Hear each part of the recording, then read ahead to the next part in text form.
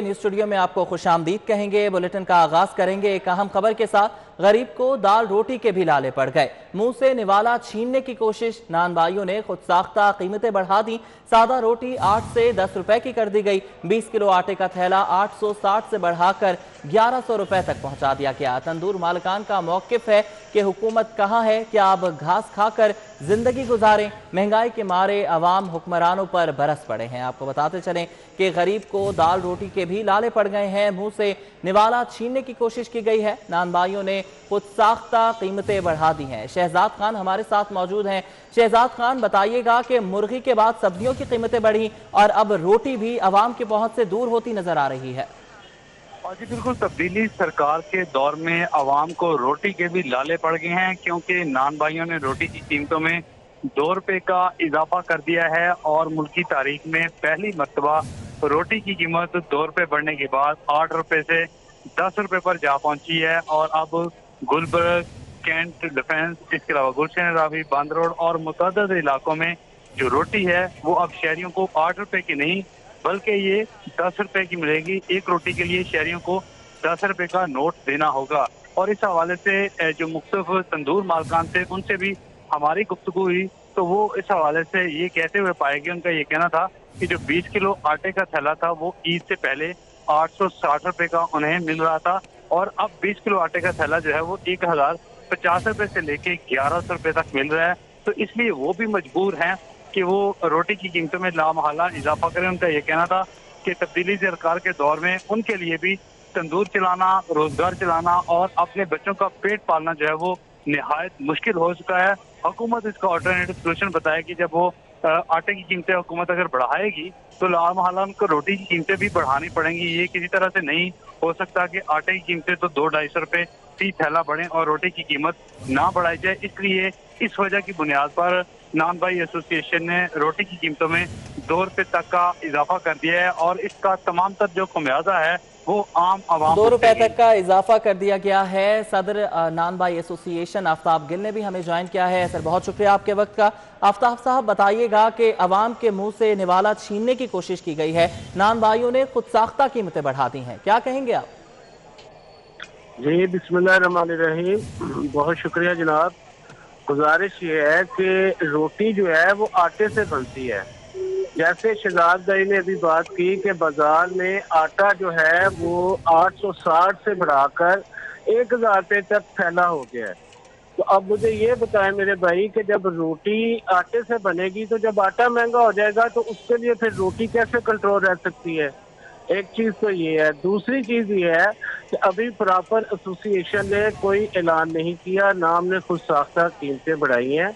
हमने गुजारिश की है जिली इंतजामिया से, अगर हमें आटे में रिलीफ मिल जाता है तो हम बिल्कुल भी कीमत बढ़ाने के हक में नहीं है।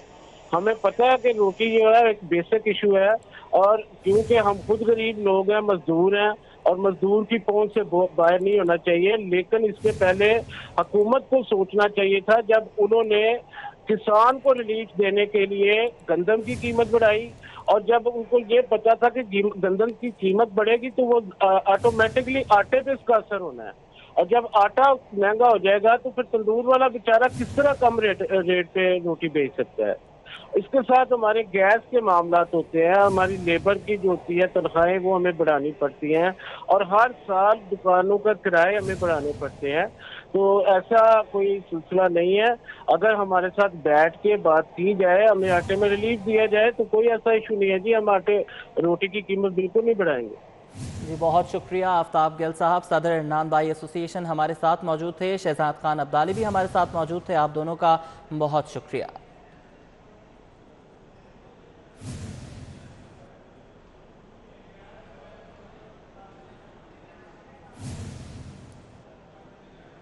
और ज़िला इंतज़ामिया नान और रोटी की कीमतों को अमलन रोकने में नाकाम हो गई है। कीमतें जो हैं वो बढ़ती चली जा रही हैं, और ज़िला इंतज़ामिया जो है वो अमलन नान भाइयों के सामने घुटने टेक चुकी है। रोटी और नान सरकारी निर्खनामे के बरक्स फरोख्त होने लगा।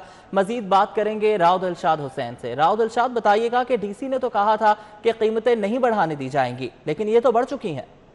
बिल्कुल जी, नान भाई एसोसिएशन की जानिब से ज़िला इंतज़ामिया को एक मरासला लिखा गया जिसमें ये वाज़ह तौर पर कहा गया कि रोटी की जो कीमत है वो बढ़ाने का मुतालबा किया गया था। बुनियादी तौर पर 8 रुपये से 10 रुपये की रोटी फ़रोख्त करने की बात की गई थी, मुतालबा भी किया गया था, लेकिन उस पर बातचीत का ऑप्शन खुला छोड़ा गया डिप्टी कमिश्नर लाहौर की जानिब से। लेकिन बाद अज़ां सूरत हाल ये है कि जो डिस्ट्रिक्ट एडमिनिस्ट्रेशन है वो अमली तौर पर मुकम्मल नाकाम दिखाई देती है, क्योंकि जो रोटी है ना तो वो सरकारी निर्खनामे के एन मुताबिक फ़रोख्त की जा रही है, बल्कि नान की कीमत तो जो है वो हर एरिया में मुख्तलिफ आपको नज़र आएगी। जिस तरह से मुख्तलिफ एरियाज़ की बात की शहजाद खान ने, इसी तरह से जिस एरिया में भी जाएंगे आपको नान की अलग से कहीं 15 रुपये तो कहीं 18 रुपये का नान फ़रोख्त होता हुआ नज़र आएगा। जबकि जो एक्चुअल सूरत हाल है वो ये है कि जब 6 रुपये की रोटी थी, सरकारी कीमत थी, तो उस वक्त भी नान भाई एसोसिएशन ने तो कीमतें नहीं ना बढ़ाई, लेकिन तंदूर मालकान ने अज खुद इन कीमतों में इजाफा किया और फिर डिस्ट्रिक्ट एडमिनिस्ट्रेशन को बिल आखिर जो है वो 8 रुपये का नोटिफिकेशन करना पड़ा।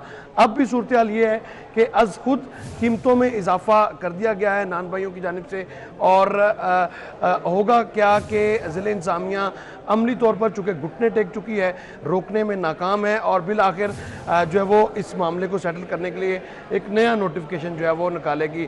फ़िलहाल लाहौर शहर के हर इलाके में आप चले जाएं तो आपको 8 रुपये की रोटी जो है वो नहीं मिलेगी, बल्कि 10 रुपये में फ़रोख्त की जा रही है रोटी, जिसकी निशानदेही मेरे साथी रिपोर्टर शहजाद खान अब्दाली ने भी की है। और बाकायदा जो नान भाई एसोसिएशन है उसकी जानिब से भी जो है वो नोटिफाई तो नहीं किया गया, लेकिन नान भाई जो शॉप्स हैं वहाँ पर रोटी की कीमत जो है वो 10 रुपये वसूल की जाने लगी है, जिस पर डिस्ट्रिक्ट एडमिनिस्ट्रेशन की फ़ौज दर ज़फ़र मौज, प्राइस कंट्रोल की जो मजिस्ट्रेट हैं वो, इसी तरह से जो टीमें तश्कील दी गई थी वो नाकाम हो चुकी है। आपके बताएं कि गुज़िश्ता हफ्ते डिप्टी कमिश्नर लाहौर की जानिब से ये दावा किया गया था कि किसी को भी जो सरकारी निर्खनामे के बरक्स रोटी की फ़रोख्त की इजाज़त नहीं दी जाएगी, लेकिन इजाज़त तो नहीं दी गई, लेकिन रोटी फिर भी फ़रोख्त की जा रही है। आज भी शहर में रोटी जो है वो सरकारी निर्खनामे के बरअक्स 10 रुपये में फ़रोख्त की जा रही है। ये भी कहा गया कि बातचीत करके इनसे रास्ता निकाला जाएगा, लेकिन वो भी सिर्फ ज़बानी जमा खर्च से बात आगे जो है वो नहीं बढ़ सकी। ज़ुबानी जमा खर्च से बात जो है वो आगे नहीं बढ़ रही। बहुत शुक्रिया राव दिलशाद हुसैन, आप हमें अपडेट कर रहे थे।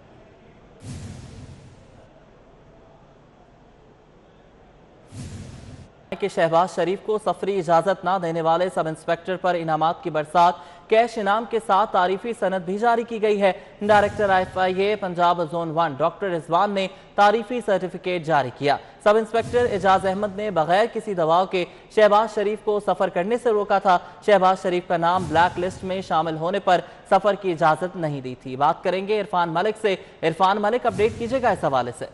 जी बिल्कुल, आपको बताएं कि साबिक वज़ीर आला पंजाब शहबाज शरीफ की जानिब से अदालत से इस्तदा की गई थी कि वो अपने इलाज मालजे के लिए लंदन जाना चाहते हैं, जिसके बाद अदालत की जानिब से उनको इसकी परमिशन दी गई। लेकिन क्योंकि जो मुस्लिम लीग नून की जानिब से तमाम जो SOPs फॉलो नहीं किए गए थे और इसी वजह से उनका नाम ब्लैक लिस्ट कैटेगरी में रहा, और जब ये नाम ब्लैक लिस्ट कैटेगरी में था तो इस दौरान वज़ीर आला जो साबिक वज़ीर आला पंजाब थे शहबाज शरीफ, उनकी जानिब से अब सफ़र करने के लिए जब वो उलमा इकबाल इंटरनेशनल एयरपोर्ट पे पहुँचे तो इमिग्रेशन इंतज़ामिया की जानिब से उनको रोक दिया गया था, क्योंकि उनका जो नाम है वो ब्लैक लिस्ट कैटेगरी में शामिल था। और इसी वाले से आपको बताएं कि वहाँ पे मुस्लिम लीग नून की क़यादत के साथ साथ उनके जो लीगल एडवाइज़र थे वो भी वहाँ पे तारत भी मौजूद थे, और उनकी जानिब से जो इमिग्रेशन के सब इंस्पेक्टर थे एजाज़, उनको काफ़ी जो है वो उनको ये सब बारहा कहा गया कि वो इनको इजाज़त दें सफ़र करने की, लेकिन राना एजाज़ ने बगैर किसी दबाव के उनको सफरी इजाज़त नहीं दी थी।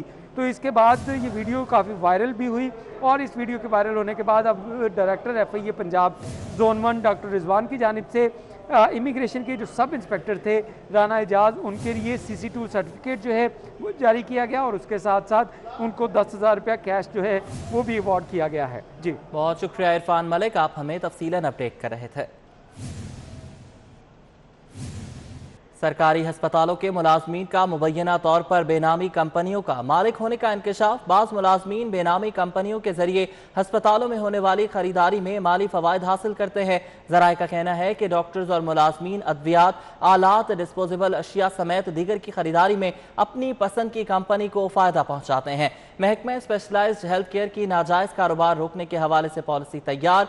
सरकारी अस्पतालों में हर साल अरबों रुपए अद्वियात और दीगर सामान खरीदा जाता है। सरकारी अस्पतालों के अक्सर मुलाजमीन का अपने रिश्तेदारों के नाम से कंपनियों के जरिए कारोबार करने का शिकायत सामने आई है। मुरास्ते में कहा गया है कि तमाम अस्पतालों की परचेज कमेटियों के मेंबरान से इस हवाले से बयान हल्फी लेने का फैसला किया गया है। मजीद बात करेंगे senior health reporter Zahid Chaudhry से। जाहिद चौधरी, अपडेट कीजिएगा इस हवाले से। जी, टीचिंग अस्पतालों में जो सालाना परचेज़ है अद्वियात की, डिस्पोजेबल्स की और दीगर साजो सामान की, वो अरबों रुपए में की जाती है। अरबों रुपए का बजट है जो खर्च किया जाता है और इस हवाले से महकमा स्पेशलाइज्ड हेल्थ केयर को शिकायत और ठोस शवाहिद जो है वो उनके सामने आए कि बाज़ जो मुलाजमीन हैं, डॉक्टर्स हैं, मुबैना तौर पर उन्होंने अपने फैमिलीज़ के नाम, अपने रिश्तेदारों के नाम पे जो है वो कंपनियां बना रखी हैं और उनके ज़रिए ये इलीगल इलिसिट बिज़नेस जो है वो किया जा रहा है और वो खुद इस जो है वो अस्पतालों में प्रोक्योरमेंट में जो है वो हिस्सादार हैं और उसमें शामिल हैं और परचेज़ कमेटी का हिस्सा होते हुए वो मनपसंद कंपनियों को नवाजने में भी मुलव्वस हैं।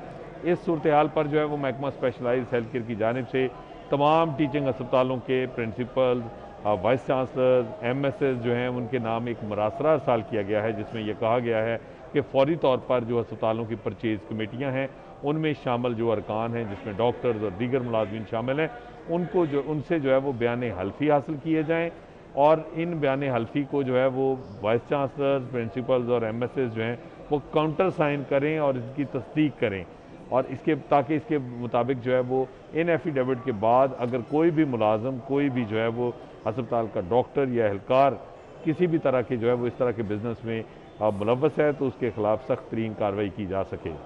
सख्त तरीन कार्रवाई की जा सके। ठीक है जाहिद चौधरी, आपने हमें अपडेट किया।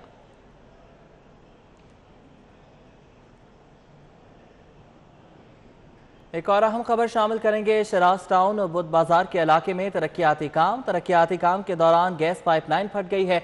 गैस लीकेज के बायस इलाके में कल सुबह से गैस की फराहमी मुअत्तल है। गैस सप्लाई मुअत्तल होने से अहले इलाका को परेशानी का सामना है। सुई नॉर्दर्न ऑफिस बारहा शिकायत कर चुके हैं मगर अब तक कोई अमल दरामद नहीं हो सका, ये कहना है अहले इलाका का। अहले इलाका ने जल्द गैस सप्लाई की बहाली का मुतालबा किया है। आपको बताते चलें कि शराज टाउन बुद्ध बाजार के इलाके में तरक्याती काम जारी है और इस दौरान गैस पाइपलाइन फट गई है। कोरोना के मोहलिक वार जारी हैं। एक रोज बाद अमवात में फिर इजाफा हो गया है। 24 घंटों में 21 जाने लुक़मा अजल बन गई हैं। 351 नए मरीज सामने आए हैं। 144 सांसें उखड़ने पर वेंटिलेटर पर आ गए। SOPs की खिलाफ वर्जी पर एक रोज में 300 से ज्यादा मुकदमात भी दर्ज किए गए हैं। इस्लामपुरा में सरकारी अहकामात रद्दी का टुकड़ा साबित हुए। प्राइवेट स्कूल्स में गैर एलानिया तदरीस जारी है। इब्ताली ग्रामर और टाइनी होम मोंटेसरी स्कूल में बगैर यूनिफॉर्म बच्चों की हाजिरी देखने में आई है। आपको बताते चले कि कोरोना के मोहलिक वार जारी हैं। एक रोज बाद फिर अमवात में इजाफा हो गया। 24 घंटों में 21 जाने लुक़मा अजल बन गईं। 351 नए मरीज सामने आए। टाउन हॉल में मेट्रोपॉलिटन कॉरपोरेशन मुलाजमीन के लिए वैक्सीनेशन सेंटर का इफ्तिताह। शहर में कोरोना वैक्सीनेशन सेंटर्स की तादाद 19 हो गई। कमिश्नर लाहौर का कहना है कि कोरोना का फैलाव रोकने के लिए तेज तर वैक्सीनेशन की सहूलतें फराहम कर रहे हैं। रिपोर्ट करेंगे राव दिलशाद हुसैन। कोरोना का फैलाव रोकने के लिए ज्यादा से ज्यादा वैक्सीनेशन का अज़्म। कमिश्नर लाहौर कैप्टन टाइड मोहम्मद उस्मान ने मेट्रोपॉलिटन कॉर्पोरेशन के मुलाजमीन के लिए टाउन हॉल में वैक्सीनेशन सेंटर कायम कर दिया। कमिश्नर लाहौर ने कहा कि कोरोना की वबा में MCL के वर्कर्स ने फ्रंट लाइन वर्कर्स का किरदार अदा किया है। कैप्टन टाइड मोहम्मद उस्मान ने कहा कि ताजरों समेत तमाम सेक्टर्स को तेज तर वैक्सीनेशन की सहूलत फराहम की जाएगी। मार्केट में जो लोग हैं वो ऑब्वियसली एक्सपोज्ड हैं, मुख्तलिफ जो बिजनेसेस हैं वो एक्सपोज्ड हैं, क्लोज इन्वायरमेंट के अंदर काम करते हैं। हमारी इंडस्ट्री है सारी की सारी वो भी एक्सपोज्ड है। तो इंशाल्लाह ताला अगले चंद दिनों में आप देखेंगे NCOC की हिदायत के मुताबिक हम मुख्तलिफ जो है सेक्टर्स को आइडेंटिफाई करके सेक्टर्स की बुनियाद के ऊपर वैक्सीनेशन शुरू करते हैं। कमिश्नर लाहौर ने वैक्सीनेशन सेंटर पर रजिस्ट्रेशन और स्क्रीनिंग का जायजा लिया। इस मौका पर चीफ कारपोरेशन ऑफिसर हाफिज शौकत अली, PSO2 एडमिनिस्ट्रेटर मियां वहीदुज्जमान, अब्दुल कयूम खान न्याजी, अनवर जावेद और वकास असगर समेत दीगर भी मौजूद थे। कोरोना को ना वैक्सीन को हाँ करके सरकारी मुलाजमीन न सिर्फ मौलिक वबा से महफूज रह सकते हैं, बल्कि सरकारी अमूर की अंजामदही में भरपूर किरदार भी अदा कर सकते हैं। कैमरामैन इफ्तिखार हुसैन के साथ राव दिलशाद हुसैन, सिटी 42। और ख्वाबों के शौकीन शहरियों के लिए अच्छी खबर है। कोरोना SOPs में नरमी, आउटडोर डाइनिंग की इजाज़त दे दी गई है। शहरियों ने खाने ख्वाबों के लिए रेस्टोरेंट्स का रुख कर लिया है। शाहजेब शहजाद हमारे साथ मौजूद हैं। शाहजेब, बताइएगा क्या कहना है शहरियों का, एंजॉय कर रहे हैं?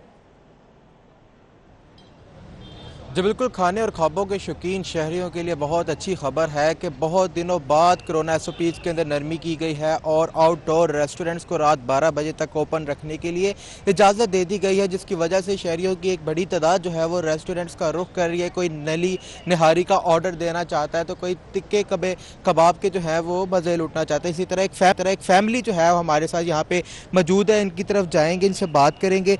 जी बताइएगा कि बहुत दिनों बाद आप यहाँ पर आए हैं और फैमिली के साथ यहाँ पे आए हैं, क्या क्या ऑर्डर किया आपने? जी अभी हम लोग ऑर्डर तो ज़रूर करेंगे। पहले मैं आपका शुक्रगुजार हूँ ये 24 का कि आप लोग हमतन कौम के साथ, मुल्क के साथ रहते हो और ये कोविड वगैरह जो है बादियो नज़र होगी कोई चीज़ और इसमें कोई दो राय नहीं है, लेकिन बहादुर कौमों के लिए ये चैलेंज जो होते हैं। ये बताएगा कि आपने ऑर्डर क्या किया और कैसा महसूस कर रहे हैं खाने के लिए? आप यहाँ पर आए हैं बहुत दिनों बाद बाहर। खाना तो सिर्फ एक बहाना है, आप लोगों से मिलना और अपनी कौम को देखना कि हमारे अंदर वो वलवला जो है, और ज़िंदगी जिंदा दिली का नाम है, मुर्दा दिल भी ख्वाब जिया करते हैं। तो भाईजान क्या क्या ऑर्डर दिया आपने आज यहाँ पे?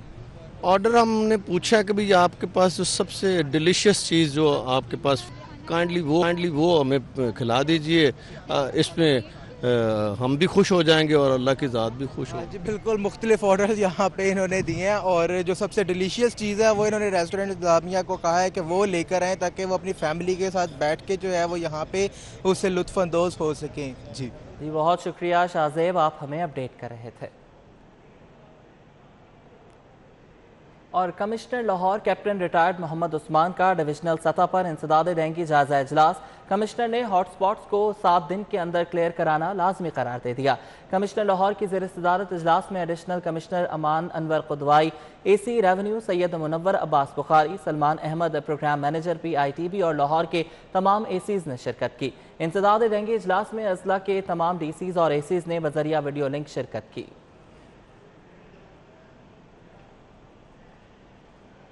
और सदर UMT इब्राहिम हसन मुराद की फ़लस्तीनी सफ़ीर अहमद अमीन से मुलाकात। फ़लस्तीनी तलबा के लिए $1 लाख स्कॉलरशिप का लेटर पेश किया।